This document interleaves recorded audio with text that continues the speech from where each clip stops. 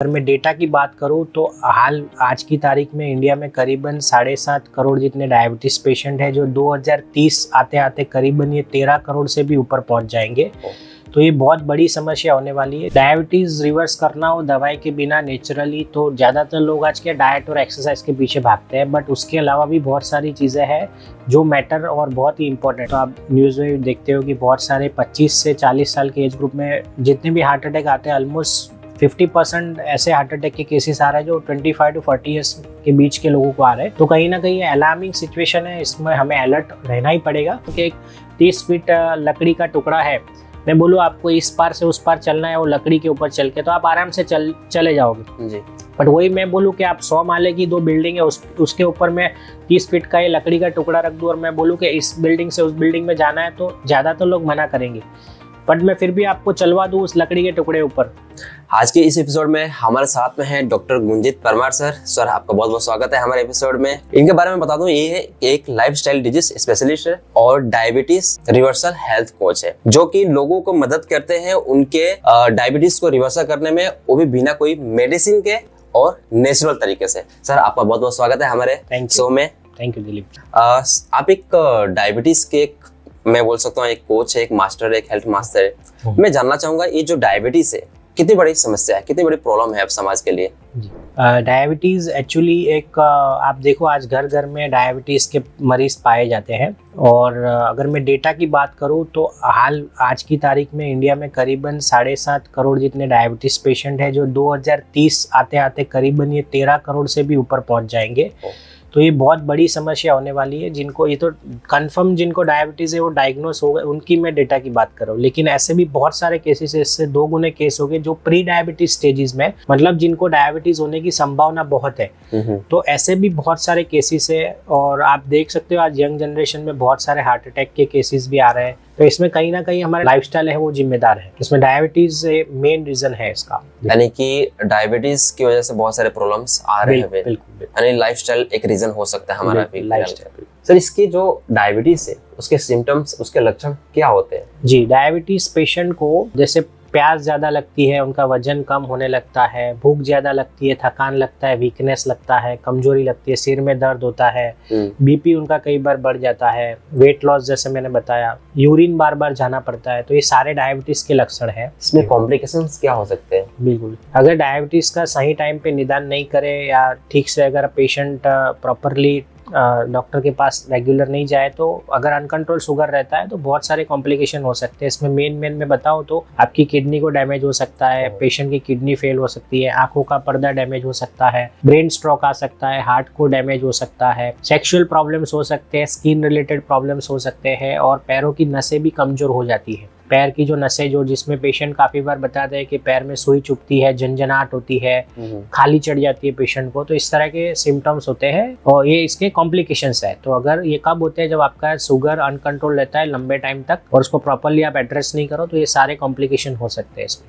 Sir जैसे बताया आपने कि ये जो डायबिटीज है बहुत बड़ी गंभीर समस्या है, तो इसके जो रिवर्सल है उसका क्या पॉसिबल है, इसको डायबिटीज को रिवर्स करना? जी बिल्कुल, डायबिटीज रिवर्सल दवाइयों के बिना नेचुरली बिल्कुल पॉसिबल है। और जब आपका डायबिटीज नया डिटेक्ट हुआ है, आप यंग जनरेशन हो, तो उनमें बहुत ही बढ़िया रिजल्ट्स है। ओल्ड पेशेंट में भी हमने इंसुलिन के डोज भी काफ़ी कम कराए, दवाइयाँ भी काफ़ी कम कराई, तो डायबिटीज रिवर्सल डेफिनेटली पॉसिबल है। बिल्कुल सर, डायबिटीज को रिवर्सल करना हो तो क्या क्या चीजें हैं, मुख्य चीजें इस पे ध्यान रखना चाहिए? डायबिटीज रिवर्स करना हो दवाई के बिना नेचुरली, तो ज़्यादातर लोग आज के डाइट और एक्सरसाइज के पीछे भागते हैं, बट उसके अलावा भी बहुत सारी चीज़ें हैं जो मैटर और बहुत ही इंपॉर्टेंट है। जैसे कि आप कितना सोते हो, आपका इमोशंस क्या है, आपका माइंडसेट क्या है, आपका सराउंडिंग एनवायरनमेंट क्या है, आपकी बिलीफ पैटर्न क्या है, ये सारी चीज़ें बहुत ही इंपॉर्टेंट रोल प्ले करती है। ऑफकोर्स डाइट और एक्सरसाइज तो आपको ध्यान में रखना ही रखना है। मैं आपको 2 एग्जांपल दूं कि आप जैसे सौरव गांगुली जो इंडियन क्रिकेट टीम के कैप्टन रह चुके थे, उनका 2 बार हार्ट का ऑपरेशन हो चुका है, एंजियोप्लास्टी हो चुकी है।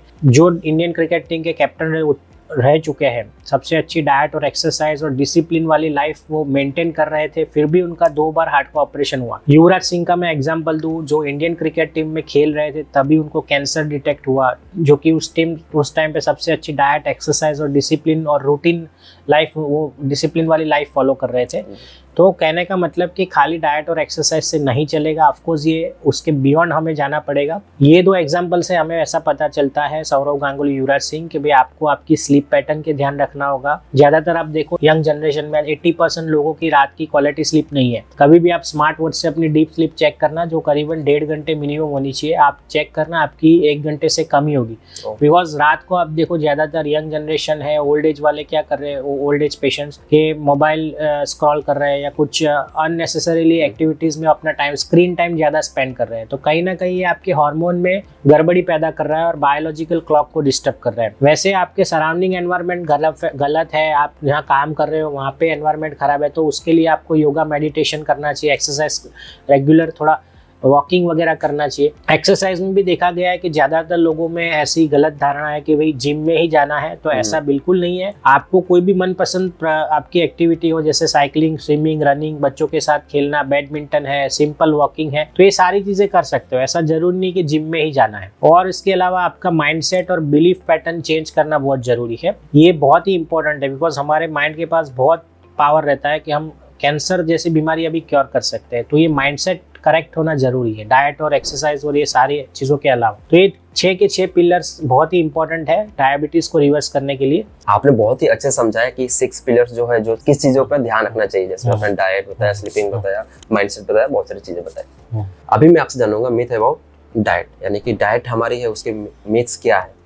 डाइट में बहुत सारी गलत फहमियाँ है, क्योंकि बिकॉज पेशेंट ज़्यादातर क्या करते हैं कि ऑनलाइन कोई वीडियो देख के डाइट फॉलो करने लगते हैं। तो ये बिल्कुल गलत बात है। पहले तो आपको बॉडी को क्या सूट करता है, नहीं सूट करता है, उसके अकॉर्डिंग कस्टमाइज डाइट आपको फॉलो करनी रहती है। कि जैसे कोई पेशेंट है कि नॉर्थ इंडियन पेशेंट है, उनको मैं वही वो 15 साल से परोठा है, 20 साल से परोठा खा रहा है, और उसको मैं बोलूँ कि कल से आप परोठा बंद कर दीजिए ब्रेकफास्ट में, तो उनके लिए वो फिजिबल नहीं होगा। Same thing south Indian patient को बोलूँ ब्रेकफास्ट में आप इडली बंद कर दीजिए, तो उनके लिए वो पॉसिबल नहीं होगा। तो हमें कोई भी डाइट और एक्सरसाइज है कुछ भी सजेस्ट करने से पहले कि पेशेंट की हैबिट्स क्या है, उसकी पसंद नापसंद क्या है, उसका कल्चर क्या है, उसका फैमिली बैकग्राउंड क्या है, ये सारी चीजें समझना बहुत जरूरी है। उसके अकॉर्डिंग, क्योंकि अदरवाइज क्या होगा कि आपने चलो बता दिया, वो मोटिवेट होके फॉलो करेगा, तो 2-3 महीने से ज़्यादा वो फॉलो नहीं करे लंबा, बिकॉज उसका इमोशंस कहीं और है। आपने कुछ ज़बरदस्ती उसको बता दिया है कि यही चीज़ खाना है, बट वो अगर उसको चीज़ को नापसंद कर रहा है तो वो लंबे टाइम तक फॉलो नहीं कर पा रहा है। और दूसरी चीज़ देखिए कि लोगों को अपना भाई पता नहीं है, कैसे करना है, वजन कैसे कम करना है, डायबिटीज़ कैसे कम करना है, ब्लड प्रेशर कैसे कम करना है, थायराइड की दवाइयाँ कैसे बंद करनी है, ये सारी चीज़ें कैसे करना है, सब इंटरनेट पे अवेलेबल है। बट क्यों करना है वो आपको अपना भाई आपको ढूंढना होगा। मैं आपको 1-2 एग्जांपल दूं कि मैं आपको बताऊं कि एक 30 फीट लकड़ी का टुकड़ा है, मैं बोलूँ आपको इस पार से उस पार चलना है, वो लकड़ी के ऊपर चल के, तो आप आराम से चले जाओगे जी। बट वही मैं बोलूँ कि आप 100 माले की 2 बिल्डिंग है, उसके ऊपर मैं 30 फीट का ये लकड़ी का टुकड़ा रख दूँ और मैं बोलूँ कि इस बिल्डिंग से उस बिल्डिंग में जाना है, तो ज़्यादातर लोग मना करेंगे। बट मैं फिर भी आपको चलवा दूँ उस लकड़ी के टुकड़े ऊपर। मैं खाली सिर्फ इतना बता दूं कि दूसरी बिल्डिंग में आग लगी है और आपकी बच्ची उसमें है, तो आप तुरंत विदाउट आस्किंग एनी क्वेश्चन, वो पहले आप वही चीज़ के लिए मना कर रहे थे, बट जैसे ही मैंने सिचुएशन बदली, आपने बोला कि नहीं, हम कुछ भी हो, हम 30 फीट के लकड़ी के टुकड़े ऊपर इधर से उधर 100 माले की बिल्डिंग के ऊपर भी, भले इतनी लंबी है, वो भी हम अपने बच्ची को बचाने जाएंगे।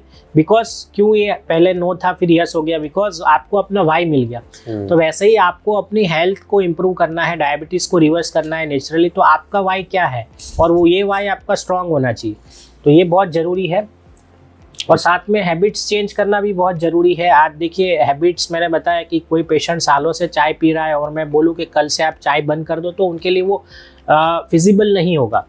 तो कोई भी हैबिट्स को बदलने के लिए देयर आर स्मॉल टेक्निक्स होती है, पहले उसको मिनी हैबिट्स में आपको कन्वर्ट करना है।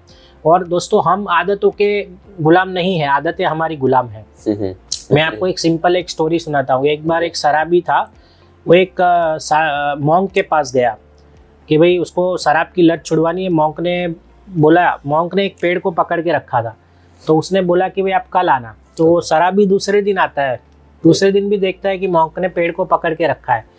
वो मॉन्क बोलता है कि भाई तीसरे दिन आना। ऐसे 8 दिन वो हर रोज बुलाता है। फिर 9वें दिन शराबी चिढ़ जाता है, बोले आप बताते क्यों नहीं, आपने खाली पेड़ पकड़ के रखा और मुझे बोलते हो कि आप कल आना कल आना। पहले तो आप पेड़ छोड़ दीजिए, शराबी ने मॉन्क को बोला, मॉन्क ने अच्छा। बोला कि भाई मैंने पेड़ को नहीं पकड़ा है, पेड़ ने मेरे को पकड़ के रखा है। तो शराबी हंसने लगा कि ये क्या बात कर रहे हो, ऐसा थोड़ी होता है, आपने पेड़ को पकड़ के रखा है। तब मॉन्क ने बहुत अच्छी चीज बोली कि यही तो चीज मैं तुम्हें बताने की कोशिश कर रहा हूँ वाह, कि आदतें हमारी गुलाम है, सही। आदतें हमारी गुलाम है, ना कि मतलब हम उसके हम उसके गुलाम नहीं है। तो कहने का मतलब ये कि हमें आदतें ऐसी मिनी हैबिट्स में कन्वर्ट करके उसको तोड़ना है। एकदम सडनली कोई शिफ्ट नहीं लाना है। सडनली कभी भी शिफ्ट लाओगे तो वो वायबल फिजिबल लंबे टाइम तक नहीं रहेगा, आप फॉलो नहीं कर पाओगे। तो ये चीज़ बहुत ज़रूरी है।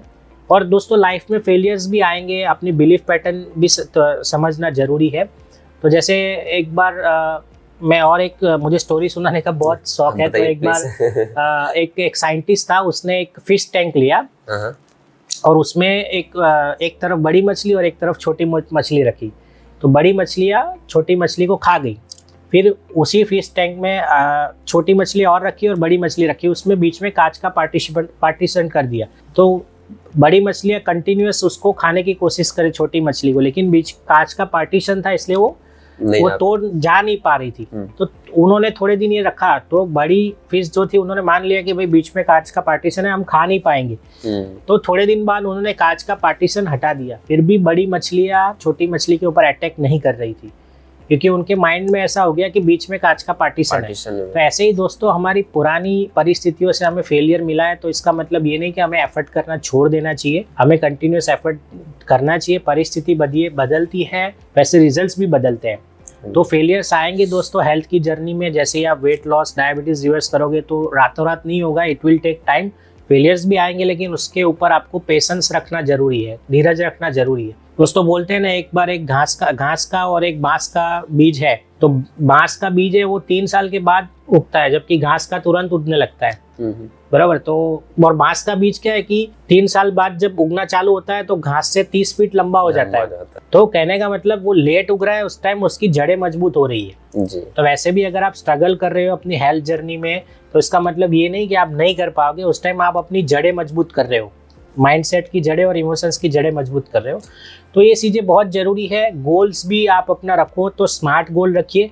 ऐसा नहीं कि 1 महीने के अंदर 10 किलो वेट लॉस कर दीजिए, या 1 महीने के अंदर 450 डायबिटीज़ है तो मैं नॉर्मल ले आऊँ, ऐसे गोल्स नहीं रखने चाहिए। गोल्स हमेशा स्मार्ट होने चाहिए, जिसमें स्मार्ट का मतलब ऐसे मतलब स्पेसिफिक, एम मतलब मिजरेबल, ए मतलब अचीवेबल, आर मतलब रियलिस्टिक और टी मतलब टाइम बाउंड। तो हमेशा आपको ये लिखना है और एफर्मेशंस के ऊपर हमेशा ध्यान रखना है। अगर आप एफर्मेशंस भी बहुत ज़रूरी है लाइफ में।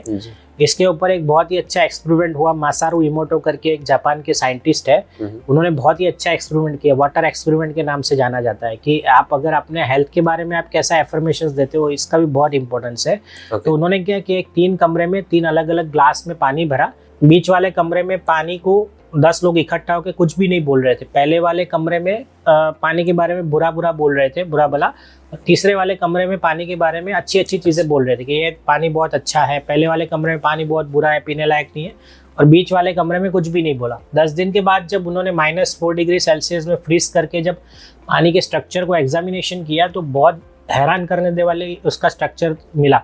पहले वाले कमरे में जहाँ भरा बुला बोला गया था पानी को, उसका जो स्ट्रक्चर है बहुत गंदा था। बीच वाले कमरे का जो स्ट्रक्चर था पानी का वो न्यूट्रल था। और तीसरे वाले जहाँ पानी के बारे में अच्छी चीज़ें बताई गई थी कि पानी बहुत सुंदर है, पीने लायक है, तो वो जब स्ट्रक्चर देखा गया तो साइंटिस्ट हैरान हो गए। उसमें beautiful crystals formation flower shape के हुए थे। तो अगर पानी को ये चीज़ आप ये वाटर एक्सपेरिमेंट साइंटिफिकली प्रूवन है, तो आप सोचो कि हम अपने हेल्थ के बारे में कैसे एफर्मेशंस देते हैं और कैसी इसकी इम्पैक्ट आती होगी हेल्थ के ऊपर। तो ये दोस्तों एफर्मेशंस भी बहुत जरूरी है। क्या हम सोचते हैं किस तरह से बातें करते हैं, बिल्कुल वो बहुत ही हमारे बॉडी पे फर्क पड़ती है। और गोल्स हमेशा, जैसे मैं गोल्स के बारे में भी बताया कि आपका कभी भी गोल स्पेसिफिक हो तो आप गलत रास्ते पे आप नहीं जाओगे। आपका गोल अगर स्पेसिफिक होगा तो जैसे एक बार एक व्यक्ति था, तो स्वामी विवेकानंद जी के पास गया और उन्होंने स्वामी विवेकानंद जी से पूछा कि भाई मुझे सफलता मिल नहीं रही है, मैं बहुत मेहनत करता हूँ, बिजनेस में भी बहुत मेहनत करता हूँ, लेकिन मेरे सारे दोस्त मेरे से आगे निकल गए, मैं उनके साथ ही चालू किया था, लेकिन मैं अभी भी सक्सेस नहीं पा रहा हूँ लाइफ में। तो उन्होंने कुछ नहीं बोला, उन्होंने बोला कि आप कुछ नहीं करो, आप मेरा ये पालतू कुत्ता है उसको घुमाने ले जाओ, फिर वापस आओ। तो वो घुमाने ले गए उनके पालतू कुत्ते को, और फिर वापस आए तो कुत्ता एकदम हाफ रहा था और ये जो व्यक्ति था एकदम फुर्तीला एनर्जेटिक था। अच्छा। तो उन्होंने पूछा अब बताइए कैसे, क्या जवाब है उसका कि मुझे सक्सेस क्यों नहीं मिल रहा, बताइए, मैं आपके कुत्ते को घुमा के ले आया। तब स्वामी विवेकानंद ने बहुत ही अच्छा बताया कि देखो ये कुत्ता क्यों थक गया और आप इतने स्फूर्तिले एनर्जेटिक क्यों। तब उसने बताया कि आपने जो बताया था वही रास्ते पे मैं चला, लेकिन ये कुत्ता हर गली के दूसरे कुत्ते के पीछे भागता और अपनी गलत ट्रैक पे जाता, जबकि इसका वही डायरेक्ट गोल था, लेकिन वो लंबा रास्ता चुना उसने क्योंकि वो गली के हर कुत्ते के पीछे भागता भौंकता, इसलिए वो जल्दी थक गया। तो दोस्तों हमें वैसा है, जब हमारा गोल क्लियर होगा, रास्ता क्लियर होगा, तो हम प्रॉपरली डायरेक्शन में उसको जल्दी अचीव कर पाएंगे जी। तो ये बहुत जरूरी है दोस्तों, छोटी छोटी चीजें हैं। आपने जो बताया उसमें मुझे एक चीज समझ में आ रही है। पहली बात तो इंटरनेट पे जो भी कंटेंट अवेलेबल है उस पर विश्वास मत करो, उसके अकॉर्डिंग अपनी लाइफ को मत बनाओ, क्योंकि हम सबकी बॉडी अलग है। आप देखो आज है ना, फेक साइंटिस्ट बहुत है इंटरनेट के ऊपर। एक बार एक व्यक्ति था तो दूसरे व्यक्ति को उसने पूछा कि आप क्या करते हो, तो दूसरे व्यक्ति ने बोला कि मैं साइंटिस्ट हूँ। बोले अच्छा आप साइंटिस्ट हो, तो बोले क्या करते हो आप, तो बोले कुछ नहीं, मैं बैठे बैठे ऑक्सीजन को कार्बन डाइऑक्साइड में कन्वर्ट करता हूँ। तो ऐसे बहुत सारे फेक साइंटिस्ट माने फेक चीजें आपको इंटरनेट के ऊपर मिलेगी कि जो आपको खाली बता देगी ये डाइट फॉलो करो या एक्सरसाइज फॉलो करो, बट इससे कुछ नहीं होता है। आपको अपनी बॉडी को समझना होगा और उसके अकॉर्डिंग, जैसे हमारी फ्लिप डायबिटीज की टीम है जो पूरा ये 6 के 6 पिलर के ऊपर फोकस करती है, डाइट और एक्सरसाइज के अलावा सारे पिलर्स के ऊपर फोकस करती है। और हमारा एक मिशन है कि 2025 तक हम लोग करीबन 1 लाख लोगों की ज़िंदगी में डायबिटीज़ को रिवर्स करना चाहते हैं, वो भी नेचुरली, और वो भी साइंटिफिक हेल्दी वेज से, क्वालिफाइड डॉक्टर्स और सर्टिफाइड हेल्थ कोचेस के साथ, ताकि ज़्यादा से ज़्यादा लोग अपनी क्वालिटी ऑफ लाइफ इंप्रूव कर पाए, अपना इमोशनल वेलबींग इंप्रूव कर पाए, अपनी एनर्जी को इंप्रूव कर पाए और सोसाइटी में दूसरों के लिए रोल मॉडल बन पाए और अपनी लाइफ में ग्रोथ अचीव कर पाए। तो ये हमारा मिशन है कि 2025 तक हम ये डेफिनेटली अचीव करेंगे। और बिल्कुल बहुत अच्छी तरीके से हम लोग, हमारी टीम में nutritionist, fitness coach, mind coach भी है, तो we are doing very good.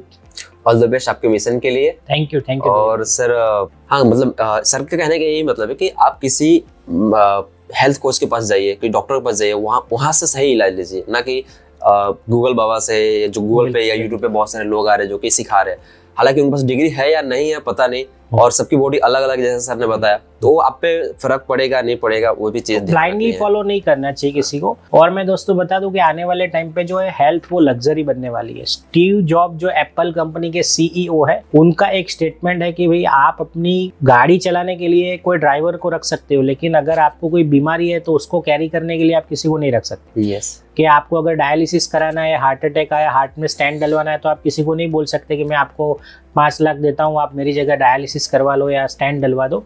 तो अगर ये लेवल के व्यक्ति का अगर ये स्टेटमेंट आता है तो हमें समझना चाहिए कि हेल्थ को डेफिनेटली लग्जरी बनने वाली है आने वाले टाइम पे और प्रायोरिटी देना चाहिए। दूसरा एग्जांपल मैं बताऊं तो राकेश झुनझुनवाला जी, जो इंडियन स्टॉक मार्केट में बिग बुल कहे जाते हैं, उनका 21,000 करोड़ का पोर्टफोलियो है। मरने से पहले उनका एक स्टेटमेंट आया था कि मेरी सबसे खराब इन्वेस्टमेंट आज तक का मेरी हेल्थ के ऊपर था। तो अगर ये लेवल के व्यक्ति अगर आज इस तरह का स्टेटमेंट देते हैं तो हमें कहीं ना कहीं समझना चाहिए कि हेल्थ जो है वो आने टाइम पे बहुत प्रायोरिटी होगी। पैसा आपको काम नहीं आएगा अगर हेल्थ आपकी खराब है तो ऑलवेज आप हेल्थ को प्रायोरिटी दीजिए। और दोस्तों ऐसा भी देखा गया कि ज़्यादातर है ना अपनी फिजिकल बॉडी के ऊपर ध्यान देते हैं, आपकी एनर्जी बॉडी जो है प्राण आत्मा उसके ऊपर भी फोकस करना चाहिए, योगा मेडिटेशन ध्यान करना चाहिए। क्योंकि आज देखो ज़्यादातर लोगों में क्या है कि एनर्जी और फिजिकल बॉडी डिसअलाइन है। मतलब बैठे यहाँ पे हो लेकिन सोच कुछ और रहे हो, घर पे बैठे हो तो बिजनेस का सोच रहे हो, तो कहीं ना कहीं आपका बॉडी माइंड और साउल कनेक्शंस जो है वो डिस्टर्ब हो चुका है। उसकी वजह से भी बहुत सारी बीमारी आती है। तो अपनी एनर्जी और फिजिकल बॉडी को अलाइन करना भी जरूरी है और बहुत सारी चीज़ें इसके लिए की जा रही है। 6 के 6 पिलर्स के ऊपर फोकस करना जरूरी है और बहुत ईजी है, इसमें कोई ऐसा डिफिकल्ट टास्क नहीं है। Gradually step by step process से आप उसको डेफिनेटली चेंज कर सकते हैं। तो अभी देखा जाता है कि लोग 10,000, 20,000, 25,000 या 50,000 का मोबाइल पे वो बैक कवर लगा देते हैं, टफन ग्लास लगा देते हैं। बिल्कुल, इतने छोटे पैसे के लिए, मोबाइल के लिए इतना सारा खर्चा कर देते हैं, लेकिन इतना बड़ा शरीर है, जितना अनमोल शरीर है, जिससे अमूल्य है, इसका कोई इसका मतलब मोल है नहीं। इस पे लोग खर्चा नहीं करते, माइंड पे खर्चा नहीं करते, बॉडी पे ध्यान नहीं देते, बस दिन भर मोबाइल चलाना या लेटे रहना सब चीजें करते हैं। तो आप अपने शरीर का, अपने माइंड का भी ध्यान रखिए, उस पर भी खर्चा करिए। सर अगर लाइफस्टाइल डिजीज की बात करें, जैसे कोलेस्ट्रॉल हो गया, बीपी हो गया, डायबिटीज हो गया, तो ये सब के लिए क्या प्रिकॉशन करना चाहिए? बिल्कुल, देखिए आप आजकल देखिए यंग जनरेशन में हार्ट अटैक के बहुत केसेस आ रहे हैं। जैसे नवरात्रि अभी जस्ट खत्म हुआ तो आप न्यूज़ में देखते हो कि बहुत सारे 25 से 40 साल के एज ग्रुप में जितने भी हार्ट अटैक आते हैं ऑलमोस्ट 50% ऐसे हार्ट अटैक के केसेस आ रहे हैं जो 25 to 40 ईयर्स के बीच के लोगों को आ रहे हैं। तो कहीं ना कहीं अलार्मिंग सिचुएशन है, इसमें हमें अलर्ट रहना ही पड़ेगा। तो आप है ना अपना हाइड्रेशन सबसे पहले तो मेंटेन करो, पानी आप बॉडी को मेंटेन रखो, हाइड्रेशन में रखो, पानी जितना जरूरी उतना पिए, आपकी बॉडी को जितना सूट करता है। कोई अगर व्यसन है स्मोकिंग, अल्कोहल, तंबाकू, तो वो बिल्कुल धीरे धीरे उसको बंद करिए। उसके अलावा नींद अच्छी लीजिए, डाइट जैसे मैंने बताया कि ज्यादातर डायबिटीज के पेशेंट क्या है आज, या लाइफस्टाइल डिजीज वाले, या जनरल में बात करूँ तो सुबह उठते ही वो 1 कप चाय के साथ थोड़ा मुरमुरा या खाखरा ले लेते हैं या कोई टोस्ट बिस्किट ले लेते हैं, फिर सीधा खाना लेते हैं जिसमें अगेन रोटी है, दाल चावल सब्जी, और बाद में कुछ नमकीन या कोई मीठी चीज लेते हैं, फिर अगेन 4-5 बजे वो कुछ नमकीन या चाय लेते हैं, फिर रात का खाना और फिर सो जाते हैं। तो ये पैटर्न को हमें बिल्कुल बदलना होगा, और वो ये रातों रात नहीं बदलना है, धीरे धीरे आपको बदलना है। तो मैं थोड़ा ब्रीफली आप जैसे बता दूं, हम लोग अपने लाइफस्टाइल डिजीज पेशेंट को कैसे उनको डाइट चार्ट या कैसे उनको देते हैं। जैसे एक ब्रीफ है, ये सबके लिए अप्लाई नहीं हो सकता, कि आप सुबह पहले तो उठ के 1 गिलास गर्म पानी पीजिए, या व्हीट ग्रास का आप जूस ले सकते हैं। उसके बाद आप थोड़ा हल्का सा 5-6 भिगोया हुआ बादाम या कोई एक फ्रूट लीजिए। फिर आपका 10 साढ़े 10, ये बात हो गई 7 से 8 के बीच की। फिर आप 10 साढ़े 10 बजे कोई गरम ब्रेकफास्ट लीजिए जो हेल्दी हो, खाखरा है या बिस्कुट है, टोस्ट बिस्कुट है, मुरमुरा, ये सब हेल्दी नहीं माना जाता है। इसमें क्या एम्प्टी कैलोरीज होती है, कोई न्यूट्रिएंट्स नहीं होता है। तो मेक श्योर कि आप कोई हेल्दी ब्रेकफास्ट लीजिए, थोड़ा थोड़ा लीजिए। फिर अगेन 1:30 बजे 1 से 2 के बीच में आपका लंच हो, तो उसमें मेक श्योर कि जिस दिन आप रोटी खा रहे हो वो भी मल्टीग्रेन वाली, गेहूं बने हो सके तो उतना गेहूं की चीजें अवॉइड करिए। मल्टीग्रेन की 2 रोटी, थोड़ी सब्जी ले लीजिए, और जिस दिन आप दाल थोड़ी उसके साथ ले लीजिए। जिस दिन आप राइस ले रहे हो उस दिन रोटी नहीं लीजिए, रोटी ले रहे हो उस दिन राइस नहीं लीजिए। और मेक श्योर खाने से पहले 1 बाउल थोड़ा सलाद ले लीजिए, डिपेंड कि आपको कितना सूट करता है, लेकिन सलाद खाने से पहले जरूर लेना है। अगेन 4-5 बजे आपको कोई हेल्दी नाश्ता लेना है, जैसे चना हो गया, फिर ये पॉपकॉर्न हो गया, मखाना हो गया, या कोई फ्रूट ले सकते हो। तो इस तरह से कुछ हेल्दी नाश्ता लीजिए। चाय हो सके तो अवॉइड करिए, दूध की चीजें हो सके तो थोड़ा कम करिए। अगेन 7-8 बजे आप जो खाना खा रहे हो उसमें अगेन स्प्राउट्स ले सकते हो, या सलाद ले सकते हो, सूप ले सकते हो, उपमा है, ऐसा कुछ हेल्दी चीजें थोड़ी लाइट ले सकते हो। रात का आप सोने जाओ तो उससे पहले अगेन कुछ भिगोया हुआ कोई ड्राई फ्रूट या एक फ्रूट ले सकते हो। और डायबिटीज में ये भी देखा गया मिथ है कि हम ये चीज नहीं खा सकते, ये नहीं खा सकते, ये भी एक बहुत बड़ी गलतफहमी है। डायबिटीज पेशेंट को मीठी चीजें भी अलाउड है, बट वो पर्टिकुलर टाइम पे डॉक्टर के एडवाइस से एडवाइजेबल है। ऐसा नहीं कि आप मैंगो नहीं खा सकते, मैंगो भी आप खा सकते हो, लेकिन उसका खाने का एक पर्टिकुलर टाइम है। कि ज्यादातर क्या है कि आप मैंगो खानी है तो लोग खाने के बाद खाते हैं, लंच के बाद, तो ये बिल्कुल गलत है। जिस दिन भी आपको मैंगो खानी है, कोई मीठी चीज खानी है, तो फिर वो आपको ब्रेकफास्ट ही वो हो जाएगा, वो भी थोड़ा सा, क्योंकि आप क्या खाना भी खाते हो और बाद में मैंगो या कोई मीठी चीज भी खाते हो, तो ये फिर डबल इम्पैक्ट आता है हेल्थ के ऊपर। तो जिस दिन की आपकी इच्छा हो कि कोई मीठी चीज खानी है तो मेक श्योर वो ब्रेकफास्ट में फिर वही आप ले लीजिए, और कोई ब्रेकफास्ट मत करिए, बराबर। तो ये सही तरीका है, वो भी कभी कभार आप अपने डॉक्टर के एडवाइस से ये कर सकते हो, हेल्थ कोचिज के एडवाइस से। मैंने सुना सर कि लोग बोलते हैं डायबिटीज में शुगर, मिठाई नहीं खानी चाहिए, चीनी कम लेनी चाहिए, नहीं लेना चाहिए, या फ्रूट्स नहीं लेना चाहिए, उसमें शुगर की मात्रा ज्यादा होती है, कैसा है? नेचुरल फ्रूट बिल्कुल आप ले सकते हो, डिपेंड अगेन वो डिपेंड पेशेंट टू पेशेंट रहता है। अगर 450-500 है तो वी मेक श्योर कि थोड़े टाइम के लिए वो अवॉइड करें। पर हाँ, ऑफकोर्स चीनी है, मिठाई है, वो सब कम करना चाहिए। इसका मतलब ये नहीं कि बिल्कुल रिस्ट्रिक्टेड है। यस, वंस अ वाइल कोई आपके घर में फंक्शन है या आपकी बर्थडे पार्टी है, उसमें डेफिनेटली आप एंजॉय कर सकते हो। क्योंकि रीज़न ये है कि अगर आपको मैंने ज़बरदस्ती बोल दिया कि ये नहीं खाना है, लेकिन आपके माइंडसेट में वही चल रहा है, तो आपका इमोशंस नेगेटिव हो जाएगा। फिर वो अगर आप फॉलो भी ठीक से कर रहे हो डाइट, लेकिन आपका माइंडसेट और इमोशन नेगेटिव है कि यार मैं जबरदस्ती कर रहा हूँ डाइट और ये, तो वो रिजल्ट नहीं देगा। तो मेक श्योर कि आप जो भी चीज करो वो दिल से करो, थोड़ा बहुत एंजॉय करना भी जरूरी है। अदरवाइज क्या है, नेगेटिव इमोशंस हो जाएगा तो वो कितना भी अच्छा डाइट एक्सरसाइज करोगे वो आपके बॉडी के ऊपर वो अफेक्ट नहीं करेगा। तो मैंने शुरुआत में बताया सौरव गांगुली और युवराज सिंह का एग्जांपल। सही, सारी चीजें सही होना जरूरी है, खाली डाइट और एक्सरसाइज से कुछ नहीं होता है। आपका माइंडसेट, इमोशंस, बिलीफ पैटर्न ये पहले बदलना जरूरी है, यानी जो 6 पिलर है उस पे। हाँ, तभी जाके कोई चीज काम करती है। सर, कब से हम समस्या के बारे में बात कर रहे हैं, बीमारियों के बारे में बात कर रहे हैं, जी, पर अब इसका निदान क्या है वो बता दीजिए डायबिटीज का। डायबिटीज पहले तो आपको सिम्टम्स आइडेंटिफाई करना बहुत जरूरी है कि आपके लक्षण क्या है। सही टाइम पे अगर आप आइडेंटिफाई करते हो तो आप इमीडिएटली डॉक्टर के पास जाइए। डॉक्टर थोड़े बेसिक टेस्ट करवाते हैं, जैसे फास्टिंग शुगर हो गया, सीबीसी हो गया, आपका ग्लाइकोसिलेटेड एचबी जो 3 महीने का एवरेज होता है डायबिटीज का, वो एक हो गया। थायराइड है, लिपिड प्रोफाइल है, क्रिएटिनिन रिपोर्ट किडनी का और यूरिन का रिपोर्ट, ये थोड़े बेसिक टेस्ट है। और डिपेंड कि अगर आपका जैसे टाइप 1 डायबिटीज में थोड़ा एक्स्ट्रा टेस्ट हम रेकमेंड करते हैं और टाइप 2 में ये बेसिक टेस्ट है, तो उसके अकॉर्डिंग हम लोग टेस्ट सजेस्ट करते हैं और जो भी रिपोर्ट है उसके अकॉर्डिंग हम आगे की लाइन ऑफ ट्रीटमेंट डिसाइड करते हैं। अब कुछ और टिप देना चाहेंगे जो लोग अपने हेल्थ को और भी बेटर बना सके? हेल्थ में टिप्स में वही है कि आप मैंने बताया कि सारे पिलर्स के ऊपर फोकस करिए हेल्थ, ना कि खाली डाइट और एक्सरसाइज। के आज बहुत सारे आप देखो सोशल मीडिया पे रील्स आ रहे हैं, तो ये बिल्कुल अवेयर रहना जरूरी है। लेकिन उसके अलावा भी आप नींद कैसी लेते हो, आपका इमोशंस क्या है, माइंडसेट क्या है, बिलीफ पैटर्न क्या है, आपकी हैबिट्स क्या है,